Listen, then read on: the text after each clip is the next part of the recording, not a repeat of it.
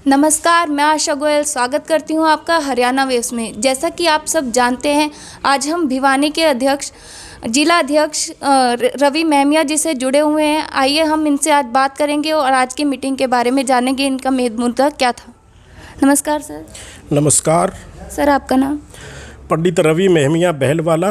Okay sir. जिला भिवानी के Indian national Lokdal के अध्यक्ष के तौर पर मैं हाजिर हूँ। सर, जैसा कि आप जानते हैं, हमारा चैनल हरियाणा भर में चल रहा है। प्लीज़ आप उन्हें शुभकामनाएं दीजिए।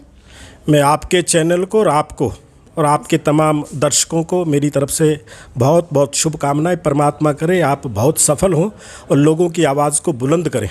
Thank you sir.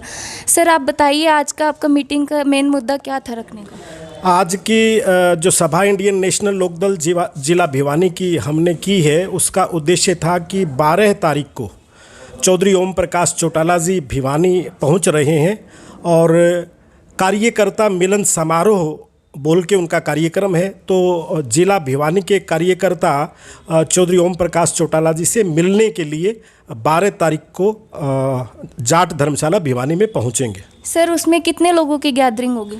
हजारों लोग पहुंचेंगे चौधरी ओम प्रकाश चौटाला जी का दीदार करने के लिए, उनका सुनने के लिए। लोग वर्षों से मोहताज हैं और उनको एक अवसर मिला है कि वो अपने प्रिय नेता को सुन सकें, उनको देख सकें। इसके लिए हजारों लोग उत्साहित हैं कि कब 12 तारीख आए और वो जाट धर्मशाला भिवानी में पहुँचें। तो सर, आप ये भी जानते होंगे जैसे अभी कोरोना चल रहा है, तो उसमें आपने क्या फैसिलिटीज़, क्या सिक्योरिटीज़ रखी हैं उसके लिए? सभी लोग मास्क करेंगे, डिस्टेंसिंग का ख्याल रखेंगे, सब जिम्मेदार नागरिक हैं और कोरोना पीरियड के जितने भी इंस्ट्रक्शंस आए हुए हैं WHO की तरफ से, सबको फॉलो करेंगे। जैसा कि हम सब जानते हैं, 25 सितंबर को देवीलाल जी का जन्म दिवस मनाया जाता है, सम्मान दिवस भी कहते हैं जिसको, और देवीलाल जी को ताऊ के रूप में भी जाना जाता है। तो उसकी रैली के बारे में आप क्या कहना चाहेंगे? 25 सितंबर को चौधरी देवीलाल जी की 108वीं जयंती के उपलक्ष्य में जींद में इस रैली का आयोजन हो रहा है और पूरे प्रदेश ही नहीं, पूरे देश भर से चौधरी देवीलाल जी के समर्थक, उनके विचारों के पक्षधर, उनका सम्मान करने वाले, उनसे मोहब्बत करने वाले लाखों लोग 25 सितंबर को जींद के मैदान में पहुंचेंगे। तो सर, उसमें भी आपकी यही इंस्ट्रक्शन है कोरोना को लेकर? हाँ, कोरोना को लेकर हर जिम्मेदार नागरिक को अच्छे से पता है कोरोना की सब चीज़ों का। और अगर मैं स्पष्ट शब्दों में कहूँ तो कोरोना का हरियाणा में अभी जैसे जिला भिवानी है, तो कल का उनका कोई भी एक भी केस यहाँ नहीं था।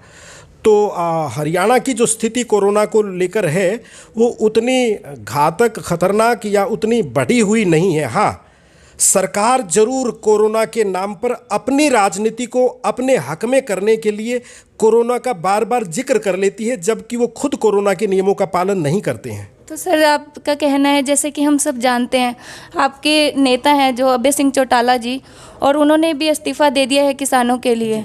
तो 6 महीने के अंदर जो बाई इलेक्शन होते थे वो अब नहीं हुए हैं, तो आपका क्या कहना है उसके बारे में? स्पष्ट तौर पे सबको दिखाई दे रहा है, नया ज़माना है, पढ़े लिखे लोगों का ज़माना है, सबको पता है। 6 महीने का कार्यकाल होता है रेजिग्नेशन के बाद खाली सीट में उसके बाद चुनाव करवाने का। लेकिन सरकार को, हरियाणा प्रदेश की सरकार को पता है कि वहाँ उनके प्रत्याशी की ज़मानत जब्त होगी और यहाँ तक कि उनको चुनाव लड़ने के प्रत्याशी तक नहीं मिल रहा है। इसलिए उस चीज़ से बचने के लिए कोरोना का बहाना लेकर वो किसी तरीके से चुनाव में देरी कर रही है। अभी बंगाल में जो चुनाव है, चुनाव आयोग ने तय किया है कि बंगाल में उपचुनाव होगा। तो बंगाल में अगर उपचुनाव हो सकता है तो फिर हरियाणा में कौन सी परेशानी है, कौन सी दिक्कत है? अगर कोरोना के आंकड़ों को देखें तो आप पता कर सकती हैं कि बंगाल में कहीं हरियाणा से ज़्यादा कोरोना के केसेज होंगे, लेकिन बंगाल में तो उपचुनाव होगा और हरियाणा में नहीं होगा। इसके पीछे स्पष्ट तौर पर सरकार की मंशा है और सरकार को पता है कि वहाँ चुनाव लड़ने की स्थिति में सरकार है ही नहीं।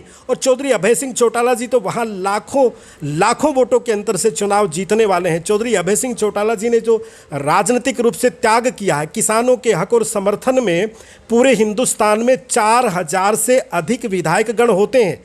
एक भी विधायक ने, किसी पार्टी के एक भी विधायक ने त्यागपत्र देने की हिम्मत नहीं की और चौधरी अभय सिंह चौटाला जी ने किसानों की आवाज़ को बुलंद करने के लिए, उनको ताकत देने के लिए, राजनीतिक रूप से एक संदेश देने के लिए 1 मिनट भी तो नहीं लगाया त्यागपत्र देते हुए। तो आपको लगता है वो एक अकेले विधायक अन्यायी बन सकते हैं सारी देश के लिए?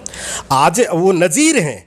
और चौधरी देवीलाल जी, जिनको ताऊ के नाम से जानते हैं, पूरे देश में किसान संगठनों को 25 सितंबर का आह्वान किया था हिंदुस्तान बंद का, लेकिन 25 सितंबर को ही चौधरी देवीलाल जी की जयंती है और इंडियन नेशनल लोकदल उसके लिए एक आयोजन कर रही है। किसान संगठनों ने चौधरी देवीलाल जी के प्रति सम्मान व्यक्त करते हुए अपने कार्यक्रम को स्थगित करके 27 तारीख का कर लिया और 25 तारीख के लिए चौधरी देवीलाल जी की जयंती मनाने के लिए समय दे दिया। इससे बड़ी सम्मान, इससे बड़ी प्यार मोहब्बत किसानों की और किसान संगठनों की और पूरे देश का कमेरा, मजलूम, गरीब, मजदूर, ये तो चौधरी देवीलाल जी का अनन्य भक्त है। सर, ओम प्रकाश चौटाला जी से अभी बाहर आए हैं, तो आपके अंदर कितना उत्साह है उसके एक अलग ही फिजा उसके बाद में है। आप देखती होंगी, आप चौराहे पे, नुक्कड़ पे, बाजार में किसी भी व्यक्ति से बात कर सकती हैं। इंडियन नेशनल लोकदल और किसानों के हक और समर्थन में नीतियां तैयार करके राजनीति करने वाली इंडियन नेशनल लोकदल के जो विचार हैं उसको आज पूरे हरियाणा भर में, पूरे देश में और यहाँ तक कि प्रदेश ही नहीं, चौधरी ओम प्रकाश चौटाला जी के आने से जो तीसरा मोर्चा खड़ा होने की जो कवायद थी वो प्रारंभ हो गई है। और चौधरी देवीलाल जी ने जिस तरह से 1900 इसमें पूरी वीपी सिंह को प्रधानमंत्री बनाया था और कांग्रेस को अपदस्थ किया था केंद्र से, उसी माफिक आज भारतीय जनता पार्टी को केंद्र से अपदस्थ अगर कोई करेगा तो तीसरा मोर्चा करेगा और उसकी अगुवाई चौधरी ओम प्रकाश चौटाला जी करेंगे, जिसके लिए सभी थर्ड फ्रंट से जुड़ने वाली पार्टियां चौधरी ओम प्रकाश चौटाला जी का पूरे देश में इंतजार कर रही हैं। Thank you sir. जैसा कि आप सबने देखा, 12 सितंबर और 25 सितंबर के बारे में इन्होंने बताया कि कितनी भीड़ जुड़ पाएगी, ये तो वक्त ही बता पाएगा हमें। के सहगल के साथ मैं आशा गोयल, हरियाणा वेव से। धन्यवाद।